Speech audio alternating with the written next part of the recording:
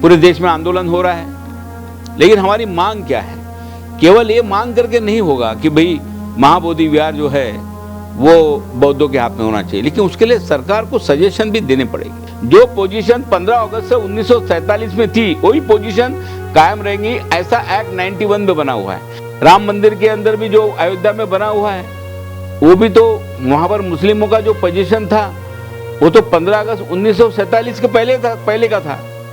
उसके बावजूद भी 91 के एक्ट से वो मंदिर हिंदुओं के हाथ में कैसा गया? महाबोधि विहार जो है वो बौद्धों के हाथ में लाने के लिए सेंट्रल गवर्नमेंट ने इंडिपेंडेंट एक्ट बनाना चाहिए। महाबोधि विहार जो है बौद्धों को देने का पहल सेंट्रल गवर्नमेंट ने करना चाहिए, और केवल पहल नहीं तो उसका कानून बनाना चाहिए, और उस कानून के आधार के ऊपर वो महाबोधि टेम्पल है वो बौद्धों को सौंपना चाहिए। तो वक्फ बोर्ड का जैसे नियंत्रण सारे मस्जिदों पर रहता है, उस तरह से नियंत्रण बनाने वाली एक यंत्रणा बौद्धों की हो, और बौद्धों के कब्जे में जितने भी बौद्ध बड़े बड़े बौद्ध विहार और बौद्ध तीर्थ क्षेत्र जितने भी पूरे देश के हैं उनको पर नियंत्रण हो।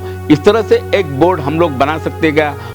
बौद्ध गया महाविहार का मुक्ति आंदोलन जो है वो बौद्ध गया महाबोधि विहार में बड़े पैमाने पे चालू है, और इस आंदोलन का वैशिष्ट्य यह है कि पूरे बौद्ध राष्ट्र जो है उनका इस पूरे आंदोलन को सहयोग मिल रहा है, और इस आंदोलन से पूरे भारतवर्ष में तमाम बौद्धों में ये चेतना निर्माण हो रही है कि महाबोधि विहार जो है वो बौद्धों के कब्जे में देना चाहिए। अब सवाल ऐसा है कि ये महाबोधि विहार जो है ये बौद्धों के कब्जे में देना यानी क्या करना है? तो उसका एक थोड़ी सी पार्श्वभूमि इस पूरे तमाम आंदोलन का जो मूलाधार है वो क्या होना चाहिए, और हमारी लाइन ऑफ थिंकिंग के साथ में हमारी लाइन ऑफ एक्शन क्या होना चाहिए, ये बहुत बड़ी बात है। थिंकिंग तो सबकी है कि भी बौद्धों के हाथों में वो महावीर मिलना चाहिए, लेकिन वो महावीर बौद्धों के हाथों में मिलने के लिए हमारी लाइन ऑफ एक्शन क्या होना चाहिए, या हमने उसके लिए क्या करना चाहिए, ये सबसे बड़ा मुद्दा है। पूरे देश में आंदोलन हो रहा है, लेकिन हमारी मांग क्या है? केवल ये मांग करके नहीं होगा कि भाई महाबोधि विहार जो है वो बौद्धों के हाथ में होना चाहिए, लेकिन उसके लिए सरकार को सजेशन भी देने पड़ेंगे। तो आज पूरे महाबोधि विहार का जो प्रबंधन है वो BTMC एक्ट जो है 1949 का, बोध गया टेम्पल मैनेजमेंट कमेटी एक्ट, तो ये एक्ट जो है वो बिहार गवर्नमेंट का एक्ट है, और वो एक्ट के मातहत 4 हिंदू रहेंगे, 4 बौद्ध रहेंगे, और कलेक्टर जो रहेगा वो उसका चेयरमैन रहेगा, और इस तरह से वो एक्ट बना हुआ है। तो जाहिर है कि कलेक्टर की नियुक्ति वो राज्य सरकार करती है, और आज तक तो कोई बौद्ध धर्म का कलेक्टर वहाँ पर हुआ नहीं है। तो ये सारी मेजॉरिटी है वो पूरी हिंदुओं की रहती है, और माइनॉरिटी में जो है वो बौद्ध आते हैं। दूसरा, वो जो मैनेजमेंट कमेटी जो है वो वहाँ पर वो विहार के पूजा अर्चा के लिए जो है एक पुजारी की अपॉइंटमेंट करती है। वो अपॉइंटिंग अथॉरिटी जो है वो मैनेजमेंट कमेटी है। तो वहाँ पर जो है पुजारी जो है वो ब्राह्मण समाज का है, सारे लोगों को मालूम पुजारी है, वो सारी पूजा करता है, घंटी बजाता है, सब काम करता है। तो उनका उसके ऊपर टेम्पल के सारे एक्टिविटीज़ के ऊपर वो सारा नियंत्रण है। वो कोई बौद्ध भिक्षु नहीं है वहाँ पर कि जो इस पे नियंत्रण करे। तो इस तरह से सारी पार्श्वभूमि अगर हम देखें तो ये पूरी तरह से बौद्धों के हाथ में महाबोधि विहार नहीं है। तो भाई क्या करना चाहिए? तो मेरा सुझाव उसमें ये है, और मैंने बहुत सारे सोशल वर्कर लोगों से इस बारे में डिस्कस किया है कि टेम्पल प्रोटेक्शन एक्ट 1991 जो 91 में जो पास हुआ है उसके अंदर एक प्रोविज़न थी कि 15 अगस्त 1947 में जो भी देश के मंदिर है और वो जिनके भी पोजीशन में हैं वो उन्हीं के इसमें रहेंगे, उसका कन्वर्शन नहीं होगा। जैसा कि हिंदू का देवल है तो उसका मस्जिद में कन्वर्शन नहीं होगा, और मस्जिद अगर है तो फिर देवल में कन्वर्शन नहीं होगा। जो पोजीशन 15 अगस्त से 1947 में थी वही पोजीशन कायम रहेंगी, ऐसा एक्ट 91 में बना हुआ है। और वही आधार के ऊपर आज देश में जो भी 47 की पोजीशन है वो आधार के ऊपर सारे टेम्पल, उसके मस्जिद, गिरजाघर सारे लोगों के पोजीशन में। फिर सवाल ऐसा होता है राम मंदिर का क्या? राम मंदिर के अंदर भी जो अयोध्या में बना हुआ है वो भी तो वहाँ पर मुस्लिमों का जो पोजीशन था वो तो 15 अगस्त 1947 के पहले का था। उसके बावजूद भी 91 के एक्ट से वो मंदिर हिंदुओं के हाथ में कैसा गया? तो हमारा यही कहना है कि 49 का एक्ट होने के बावजूद भी, 91 का एक्ट होने के बावजूद भी, और वो एक्ट ने ये सारे काम करने के लिए प्रोहिबिटेड करने के बावजूद भी आपने सेंट्रल गवर्नमेंट का इंडिपेंडेंट एक्ट बना के राम जन्मभूमि को पोजीशन में लिया, और वो जो मुसलमानों के जो हाथ में जो ज़मीन थी वो ज़मीन अपने पोजीशन में लेके आपने राम मंदिर बनाया, कोई हरकत नहीं, और राम मंदिर को हिंदुओं के हाथ में दे दिया, उसका इंडिपेंडेंट एक्ट बना दिया। हमारा यही कहना है, हमारा ऐसा है कि महाबोधि विहार जो है वो बौद्धों के हाथ में लाने के लिए सेंट्रल गवर्नमेंट ने इंडिपेंडेंट एक्ट बनाना चाहिए। अगर सेंट्रल गवर्नमेंट का इंडिपेंडेंट एक्ट जिस तरह से राम मंदिर के लिए बना हुआ है उसी तरह से इंडिपेंडेंट एक्ट वो महाबोधि विहार के लिए भी बने, और उस एक्ट में ये प्रोविज़न हो कि उस मैनेजमेंट के सारे जो लोग हैं बौद्ध रहे। तो अगर सेंट्रल गवर्नमेंट अपना एक्ट बना देती है राम जन्मभूमि के आधार के ऊपर, तो बाद में ऑटोमेटिकली जो बिहार गवर्नमेंट का जो एक्ट है वो ऑटोमेटिक एबॉलिश हो जाएगा और सेंट्रल गवर्नमेंट का एक्ट वहाँ पर लागू हो जाएगा, और सेंट्रल गवर्नमेंट के एक्ट में वो सारी प्रोविज़न होना चाहिए कि बौद्धों के हाथ में दे। तो हमारी मांग ये होना चाहिए कि राम जन्मभूमि के मुद्दों के ऊपर सुप्रीम कोर्ट ने के फुल बेंच ने ऑलरेडी ये निर्णय दिया हुआ है कि अगर वहाँ पर हिंदुओं की आस्था है और वो ये सोच रहे हैं कि वहाँ राम का जन्म हुआ था, तो ये तो ऐतिहासिक सत्य है कि महाबोधि विहार जहाँ पर भगवान गौतम बुद्ध ने बुद्धत्व प्राप्त किया था, ये तो ऐतिहासिक सत्य है। और जब ये सत्य है तो इसको प्रूव करने की जरूरत है, और सारे किताबों में कहीं जो प्रूव कर सकते।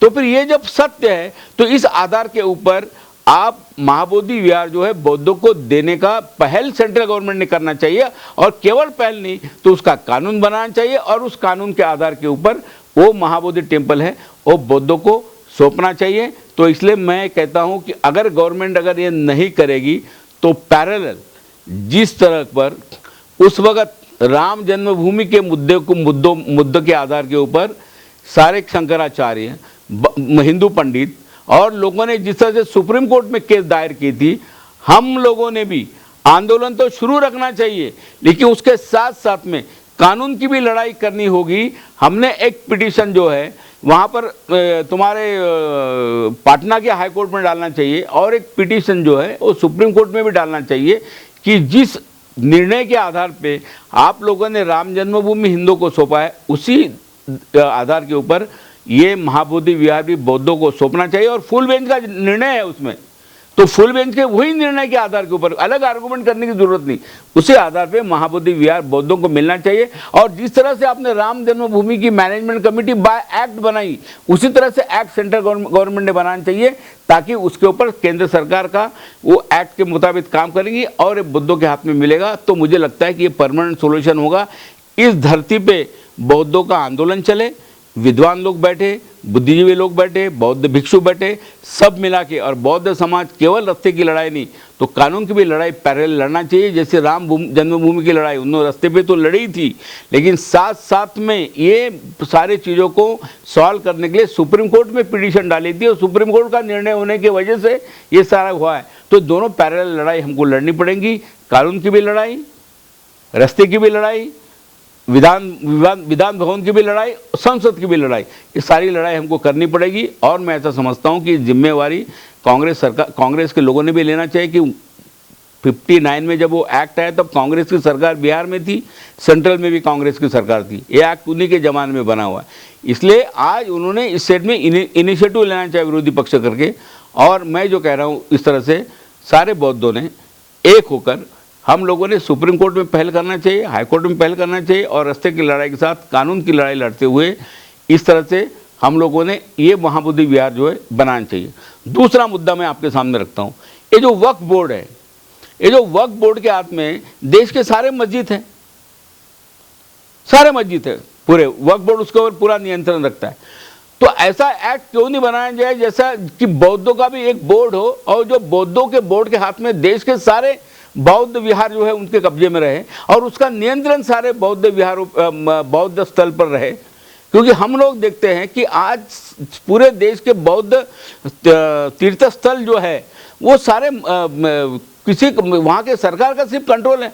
कोई भी उठा के वहाँ पर शिवलिंग लगा देता है, कोई भी उठा के वहाँ बौद्ध कोई भगवान की मूर्ति लगा देता है, फिर वहाँ एक बौद्ध भंते जी भी बैठा हुआ है, वहाँ बाजू में एक पंडित भी बैठा है। ऐसे मैं देश के सारे बौद्ध स्थल को मैं जाके देखता हूँ तो मैं देखता हूँ कि ये चित्र हमें दिख रहा है। क्यों?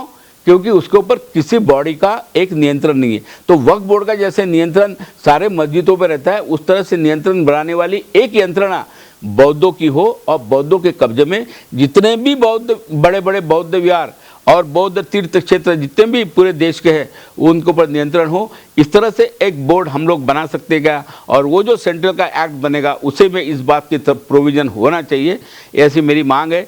तब ही ये जो बौद्ध प्रबुद्ध भारत की हम लोग बात कहते हैं, तो ये प्रबुद्ध भारत की बात बनेगी। और जब तक भगवान गौतम बुद्ध जो ये इस देश की विरासत है, इस देश की संस्कृति है, और इसका अगर जतन करना है, वो इंडियन कॉन्स्टिट्यूशन में प्रोविज़न है कि अपने धर्म का और उसके सारे वास्तुओं का, उसके भाषाओं का, उसके संस्कृति का जतन करने का अधिकार उस धर्म को दिया हुआ है। लेकिन हमको जतन करने का अधिकार जब मिलेगा जब हमारा उस पर कब्जा होगा। तो आज हमारा उस पर कब्जा ही नहीं तो हम जतन कैसे करेंगे? तो यहाँ पर भारतीय राज्य घटना के मूलभूत अधिकार का यहाँ पर हनन हो रहा है। इसलिए मैं ये मांग करूँगा कि भारतीय राज्य घटना को घटनाने का जिस कलम के आधार पे हमारे बौद्ध स्थल को बचाने की सारी जिम्मेवारी, बौद्ध संस्कृति को बचाने की, बौद्ध भाषा को बचाने की, ये बौद्ध स्थलों को बचाने की जिम्मेवारी जैसे संविधान में हमारे धर्म को दी है, उस तरह से बौद्धों के हाथ में ये पूरे देश के बौद्ध स्थल, बौद्ध लेनिया, बौद्ध विहार सारे आने चाहिए, और इसका एक सेंट्रल एक्ट बनना चाहिए। महाबोधि विहार मुक्ति का जो आंदोलन अभी शुरू है, उस आंदोलन को मैं पूर्णतः अपना समर्थन जाहिर करता हूं। और संविधान लागू होने के पहले एक एक्ट बना था 1949 का, तो वो एक्ट जो था वो प्रायर कॉन्स्टिट्यूशन था। तो वो जो एक्ट है वो तो अभी निरस्त हो जाना चाहिए। क्यों? कि बहुत सारे ऐसे कायदे हैं जिसे इस गवर्नमेंट ने, अभी जो गवर्नमेंट है, इन्होंने बहुत सारे कायदे रद्द कर दिए क्योंकि वो अभी उसका कोई मतलब ही नहीं रहा। क्या आज के तारीख में ये जो कायदा है महाबोधि विहार का, ये प्रासंगिक है? नहीं है। अगर नहीं है तो इसे अस्तित्व में क्यों रखा गया है? सिर्फ कुछ लोगों के लिए? ये बात बहुत ज्यादा गलत है। अगर इस तरह का एक्ट अभी भी अगर लागू है और चल रहा है जिसमें किसी एक वर्ग के लोगों को उस महाबोधि विहार से दूर रखने की साजिश की जा रही है, ये पूर्णतः गलत है। मैं जो लोग अभी आंदोलन के लिए जो अभी इस पर बैठे हैं, जो आंदोलन कर रहे हैं, मैं उनका समर्थन करते हुए यही कहूंगा कि क्या ये जो गवर्नमेंट है और आज की जो व्यवस्था है, क्या अनुसूचित जाति, जनजाति, विमुक्त जाति के लोगों को राम मंदिर के बोर्ड में जगह देंगे? 12 ज्योतिर्लिंग जो भारत में स्थापित है वहां बोर्ड में जगह स्थापित देंगे इनको? क्या ये लोग वृंदावन के जो श्री कृष्ण मंदिर है उस बोर्ड में अनुसूचित जाति के लोगों को जगह देंगे? क्या मुस्लिम धर्म के लोग या क्रिश्चियन धर्म के लोगों के उनके बोर्ड में क्या अनुसूचित जाति जनजाति के लोगों को जगह मिलेगी? अगर ये देने को वो तैयार है तो हमें भी इससे कोई ऐतराज नहीं, और अगर नहीं दे सकते तो ये एक्ट रद्द कर दिया जाना चाहिए और ये महाबोधि विहार पूर्णतः बौद्ध समुदाय के हाथ में उसका कार्यपालन देना चाहिए। 12-14 दिन से बोध गया स्थित महाबोधि विहार मुक्ति आंदोलन चालू है। देश विदेश के जो भंते जी है ये अमर उपोषण पर पूरे ताकत से बैठे हुए हैं और इस विषय में ये आंदोलन गए 1930 से लेकर आज तक के चालू है।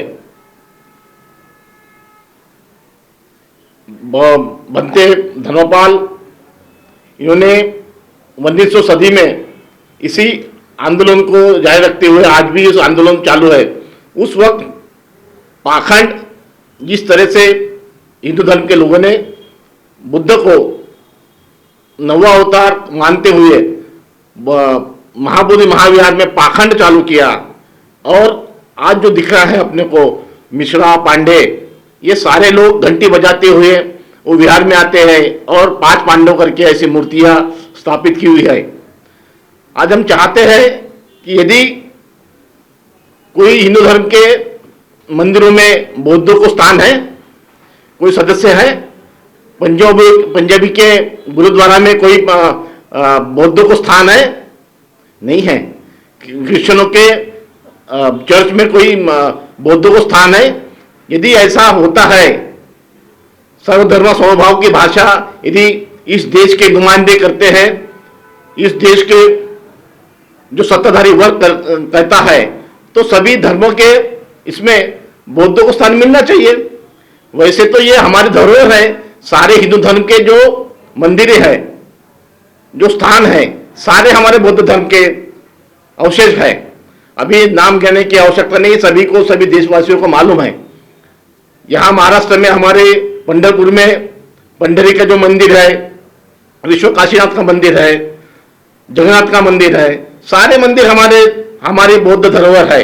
हम चाहते हैं इस आंदोलन को और तेज करते हुए मैं नागपुर वासियों को विनती करता हूँ कि इस आंदोलन में जगह जगह, चौक चौक में, बस्ती बस्तियों में इस आंदोलन का प्रचार प्रसार करें और इस आंदोलन को तेज बनाएं, यही मैं आह्वान करता हूँ।